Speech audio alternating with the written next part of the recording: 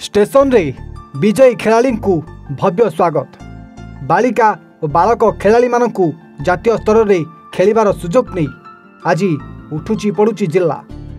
सुंदरगढ़ जिलार बालिका और बालक वर्गर खेलाड़ी दल अनुगुल जिले में आयोजित राज्य स्तरीय एकल अभियान क्रीड़ा स्पर्धा रे कबाड़ी खेल में भाग नहीं श्रेष्ठ खेलाड़ी भाव विजय होई सुंदरगढ़ जिलार नाम को जमी चरितार्थ करिसेंती।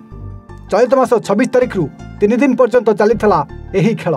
एथिरे समुदाय 24 जिलार 1000 युवा खेलाड़ी विभिन्न वर्ग में भाग नहीं। तेबे सुंदरगढ़ जिलार 21 जन खेलाड़ी मध्य विभिन्न वर्ग में भाग नहीं विजयी होइथिबा जଣା पड़िछि। विजयी खेलाड़ी राज्यस्तरीय प्रतियोगिता गुड़िकरे राज्यर प्रतिनिधित्व करिवे। राउरकेला फेरिबा परे प्रशंसक माने रेल स्टेशन रे भव्य स्वागत संबर्धना ज्ञापन करजिबा सहित सेमानकु स्वागत कर जाइथिला। सुंदरगढ़ संजीव पाड़ी रिपोर्ट एवं ओडिशा।